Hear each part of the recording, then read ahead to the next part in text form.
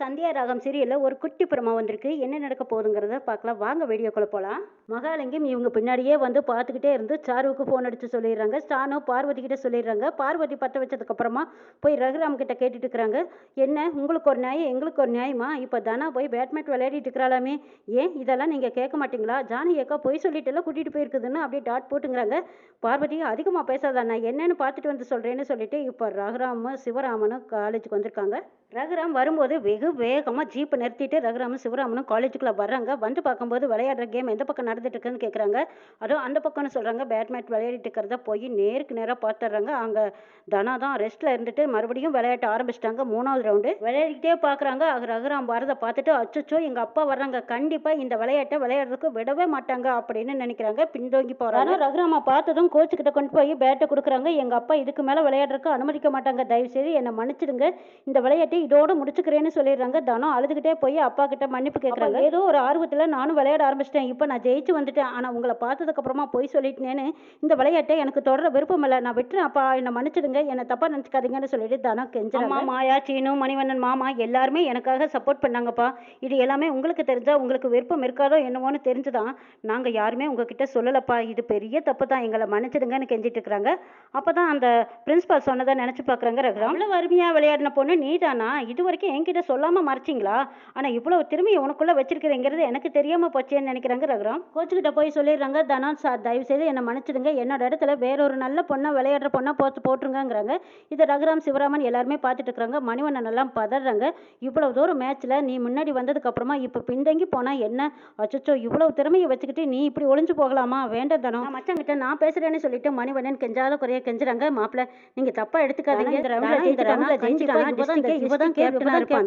நீங்க இந்த ஒரு தடவை அனுமதிங்க மாப்பிள்ள, இவ்வளவு தூரம் முன்னுக்கு வந்த பிள்ளைய நம்ம பின்தங்கி போறதுக்கு விடக்கூடாது, அவளோட திறமையை நம்ம மூட்டை கட்டி வைக்க கூடாது, அவளோட திறமையை வெளிக்கொண்டு வரதா ஒரு பெற்றவங்களோட கடமை, நீங்க புரிஞ்சுக்கணும், கண்டிப்பா புரிஞ்சுக்குவீங்கன்னு நினைக்கிறேன் அப்படின்னு மணிவண்ணன் எவ்வளவோ எடுத்து சொல்றாங்க. ரகுராம் மனசு அப்படியே மெல்ல மெல்ல மாறுது. அங்க இருந்த எல்லாருமே தனம் விளையாட சொல்லி சவுண்டு கொடுத்துட்டு இருக்காங்க, சத்தம் போடுறாங்க. இதை கேட்ட ரகுராம் அந்த பக்கம் இந்த பக்கம் திரும்பி பாக்குறாங்க. தனத்துக்கு காலேஜ்ல இவ்வளவு சப்போர்ட் இருக்கா அப்படின்னு பாக்குறாங்க. ஆச்சரியமா பாக்குறாங்க ரகுராம். சார், எங்க அப்பாவுக்கு எதிராக தான் இவ்வளவு நாளா நான் விளையாடினேன், இனிமே எங்க அப்பாவுக்கு தெரிஞ்சதுக்கு அப்புறமா நான் இன்னும் மீண்டும் தப்பு பண்ண விரும்பல, இந்தாங்க சார் இந்த பேட்டை வச்சிருங்க, நான் இனிமே இந்த பேட்டை எடுக்கிறதா இல்லை, அப்பா என்ன மன்னிச்சிருங்கப்பான்னு சொல்லிட்டு அந்த பேட்டை கொண்டு போய் நம்ம கார்த்திக் சார் கிட்ட கொடுக்குறாங்க. அந்த பேட்டை கீழே போட்டதுமே ரகுராம் போய் அந்த பேட்டை எடுத்து தனா கையில கொடுக்குறாங்க. நான் என்னைக்குமே என் பொண்ணோட விருப்பத்துக்கு எதிர்மாறா செய்யவே மாட்டேன், இந்த பேட்டை புடின்னு சொல்லி ரகுராம் அந்த பேட்டை கையில கொடுக்குறாங்க.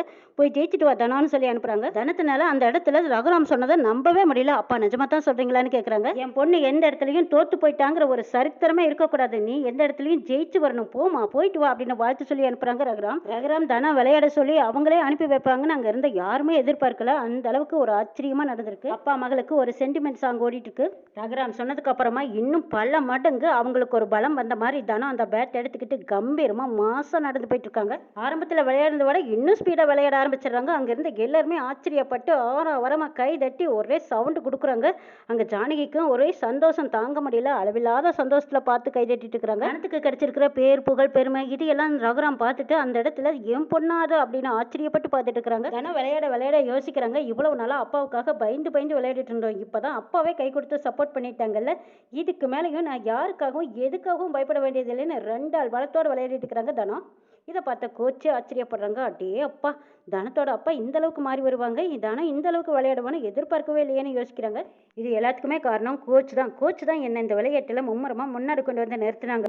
முழுக்க முதல் காரணமே கோச் தான் நினைக்கிறாங்க தனம். அடுத்தது மாயா ரொம்ப சப்போர்ட் பண்ணா. சீனு, மணிவண்ணன் மாமா, அம்மா இப்படி எல்லாருமே ஒருத்தர் பின்னாடி ஒருத்தர் வந்தாங்க. இவங்க எல்லாத்தையும் விட எனக்கு பெரிய கிஃப்டா எனக்கு ஆதரவு கொடுத்திருக்கிறாங்க. இப்ப அப்பா நான் யாருக்காகவும் எதுக்காகவும் பயப்பட வேண்டியதில்லை, இனிமே தைரியமா தாராளமா நான் இந்த விளையாட்டை எடுத்து விளையாடலாம், இனிமே நான் தான் கேப்டன் அப்படின்னு தனாவுக்குள்ள ஒரு கௌரவமும் கர்வமும் அவங்களுக்கு வருது. பிரின்சிபால் வந்து அன்னைக்கு சர்டிஃபிகேட் கொடுக்கறதா உங்க கையால கொடுக்கணும்னு நாங்கள் ஆசைப்பட்டோம், இப்போ உங்க கையாலேயே உங்க பொண்ணுக்கு நீங்க இந்த கப்பை நீங்க தான் தரணும்னு சொல்லி கூப்பிடுறாங்க. ரகுராம் ரொம்ப சந்தோஷமா அந்த கப்பை வாங்கி தன் மக தனாவுக்காக கொடுக்குறாங்க. தனாவும் எங்க அப்பா கையால நான் இந்த கப்பை வாங்கிக்கலாமா கோச் அப்படின்னு சொல்லி கேட்குறாங்க. தாராளமா அப்படின்னு சொல்லிடுறாங்க பிரின்சிபால். சர்டிஃபிகேட்டும் கோப்பையும் அவங்க அப்பா கையால தனா வாங்கியிருக்காங்க. தனாவுக்கு இதுல ரொம்ப பெருமை மதிப்பு சந்தோஷமா இருக்கு.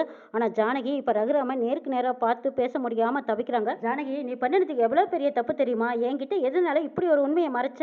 என்கிட்ட நீ இது வரைக்கும் பொய் சொல்ல மாட்டேன்னு நான் நம்பிட்டு இருந்தேன். ஆனால் இவ்வளோ பெரிய பொய்யை மறைச்சிருக்கியே, என் மேலே எனக்கு உன் மேலே கோவங்கிறாங்க. ஜானகி ரகுராம் பார்த்து தவிக்கிறாங்க. இல்லைங்க, நான் சொல்ல வந்த விஷயம் அப்படி இப்படின்னு சமாளிக்க பார்க்குறாங்க.